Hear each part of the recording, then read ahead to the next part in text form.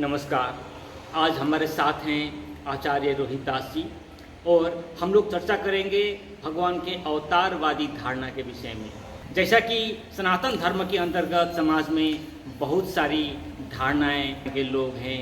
एक इसी के अंतर्गत में आर्य समाज जी है जो भगवान के अवतार को सीधा नकार देता है, वो अवतार को मानता ही नहीं और वेद का प्रमाण देकर के कहता है कि वेद में कहाँ अवतार के विषय में लिखा है। तो इसी विषय को आज हम स्पष्ट करना चाहेंगे आचार्य रोहित दास जी से। आचार्य रोहित दास जी, हम आपसे ये जानना चाहते हैं कि क्या वास्तव में अवतार के विषय में वेद में कोई जानकारी नहीं है? नमो नारायण, जय श्री राम। आपने एक बात जो कही कि आर्य समाजी अवतारवादी धारणा को नहीं मानते, तो देखिए हम लोग मानने पर बहुत ज़्यादा जोर नहीं देते। क्यों?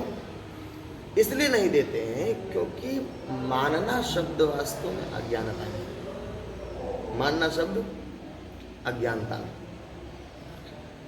मानने और जानने में अंतर होता है। मान लीजिए जो कोई जिस वस्तु को नहीं जानता है स्वाभाविक मना कर देगा कि ये नहीं होता है। जैसे आर्य समाजियों ने कहा कि जो है भगवान का अवतार नहीं होता है, या अवतारवाद की धारणा को स्वीकार नहीं करते, तो वास्तव में वो लोग परमात्मा को जानते ही नहीं हैं। क्योंकि जानने और मानने दोनों में अंतर है। मानना मतलब क्या हुआ? जैसे हम आपको उदाहरण देंगे कि हमने मान लिया किसी चीज को, हम मान लिए कि भाई सूरज कुछ नहीं होता, तो इसका मतलब ये नहीं कि सूरज कुछ होता ही नहीं है। जो जानता है उससे आपको जानना पड़ेगा कि नहीं सूरज होता है। तो ठीक उसी प्रकार से उनका वो किस आधार पर बोलते हैं? क्योंकि वेद में अवतार नहीं है, वेद में अवतारवाद है ही नहीं। अब वो इस मूल बात को नहीं समझ पा रहे हैं कि जो वेद लिखे गए हैं वो कब लिखे गए हैं और अवतार कब हुआ है। ये दोनों दरअसल घटनाएं अलग अलग समय की, दोनों घटनाएं अलग अलग समयों में घटी हैं।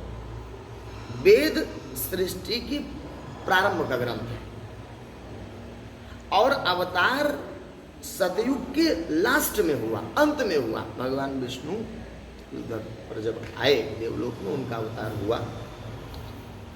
तो वो अवतार जो है वेद के पश्चात में हुआ है।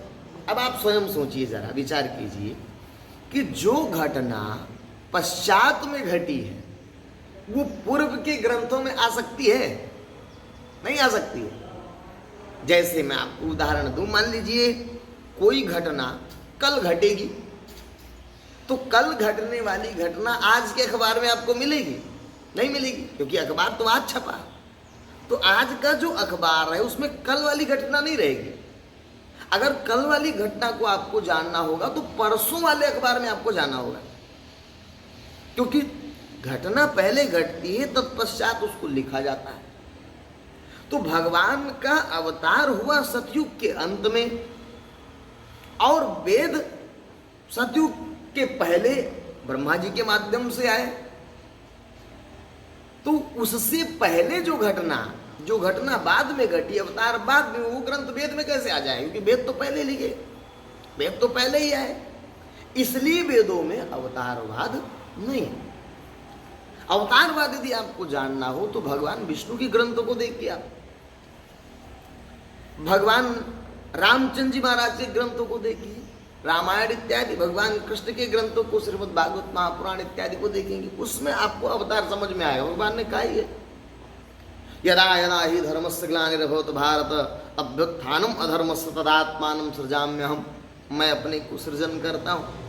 रामचरितमानस में भी कहा गया, जब जब हूँ ही धर्म के हानि, बाढ़ी असुर अधम अभिमानी, तब तब धरि प्रभु मनुज शरीरा, हरै दयानिधि सज्जन पीरा। अवतार की बात है ना, लेकिन ये बात आपको वेद में नहीं मिलेगा। तो आप क्यों? क्योंकि वेद पहले लिखे गए और अवतार बाद में हुआ है। तो जो घटना बाद में घटी वो पहले के ग्रंथ में आ ही नहीं सकता है। पहली बात तो ये समझना चाहिए। खाली वही नहीं, बहुत लोग ऐसे हैं। आचार्य प्रशांत कहते हैं परमात्मा तो अनंत है, और अनंत परमात्मा का अंश भी नहीं हो सकता है क्योंकि वो अनंत है। अरे भाई, अनंत का अर्थ तो समझना चाहिए आपको। अनंत किसके लिए है? अनंत क्यों कहा गया? क्योंकि हमको पता नहीं है वो चीज, इसलिए हमने अनंत कह दी। भाई, जो चीज हमको नहीं पता है हमने उसको अनंत कह दिया। भगवान कृष्ण ने अध्याय 15 में एक श्लोक कहा है, उसमें उन्होंने स्पष्ट किया कि हे अर्जुन, जिस ज्ञान को मैं देता हूं उस ज्ञान में मैं जो हूं, जैसा हूं और जितना हूं वह तत्व से जानने के पश्चात मुझे वैसा का वैसा जान लेता है। कहां अनंत की बात रह गई? अनंत शब्द अज्ञानी के लिए जो नहीं जानता उसने कह दिया कि अनंत है, लेकिन जो जान गया उसके लिए अनंत नहीं रहा। क्यों? ज्ञानियों का वही तत्व है जो अज्ञानियों का अनंत है। ज्ञानियों का वही परम तत्व है क्योंकि वो जान गए परम तत्व को, और जो नहीं जानते वो अनंत कहकर परिभाषित करे। जैसे मैं एक उदाहरण दे दूं, आपके लिए नदी अनंत नहीं है, आप नाव में बैठेंगे उस पार चले जाएंगे, लेकिन चींटी के लिए वो अनंत है। अनंत है कि नहीं है? समुद्र आपके लिए अनंत नहीं है, लेकिन चींटी के लिए अनंत है। आपको पता है कि समुद्र इस पृथ्वी पर है जिसका परिधि, जिसका डायमीटर लगभग 13,000 किलोमीटर है, लेकिन ऐसी ऐसी असंख्य धरतियां, असंख्य ब्रह्मांड सृष्टि में, या आप जानते हैं, लेकिन ये बात चींटी को नहीं पता है, तो उसके लिए वो अनंत ही है क्योंकि नहीं जानती। लेकिन आप जानते हैं तो आपके लिए अनंत नहीं है वो। बात समझ में आ रही? तो यह तर्क तो सर्वथा निरर्थक है। और दूसरा प्रश्न, ले ही नहीं सकता अवतार, ये भी बात जो लोग कहते हैं यह बात सरासर मिथ्या है। आप कौन होते हैं कहने वाले? परमात्मा पर बाउंडेशन लगाने वाले, ये परमात्मा अवतार नहीं ले सकता है। आप कौन है कहने वाले?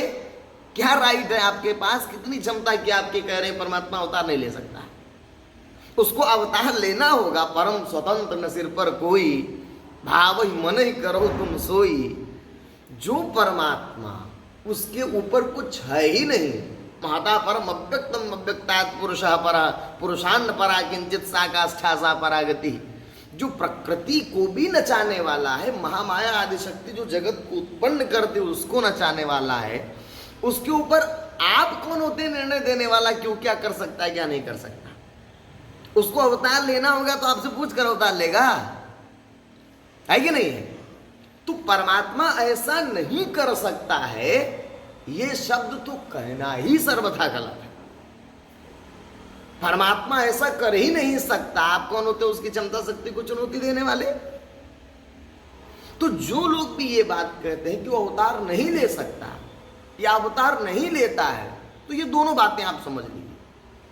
अवतार नहीं ले सकता है ये तो आप कह ही नहीं सकते, क्योंकि वो परम स्वतंत्र है, कुछ भी कर सकता है।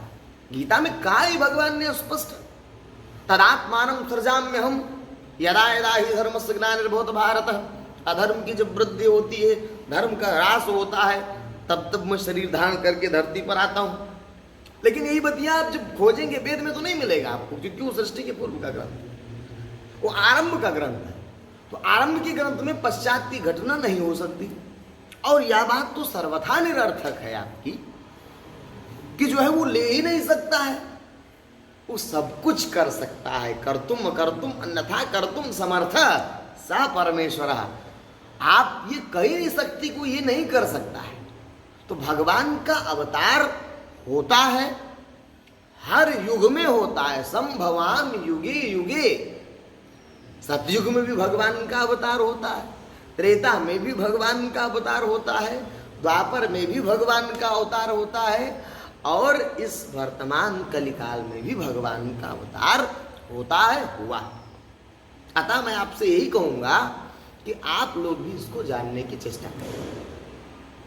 मात्र वेद को स्वीकार करके कि वेद में ग्रंथ अवतारवाद की बात नहीं तो हम मानेंगे ही नहीं, तो आप बंध गए। मात्र वेद को ही स्वीकार कर रहे हैं। रामायण कुछ नहीं है आपके लिए, महाभारत कुछ नहीं है आपके लिए, गीता कुछ नहीं है आपके लिए, भागवत कुछ नहीं है आपके लिए, सिर्फ वेद ही सब कुछ है। तो इस धारणा को आपको हटा करके और अवतारवाद को जानने की चेष्टा करनी चाहिए। जय प्रभु जी।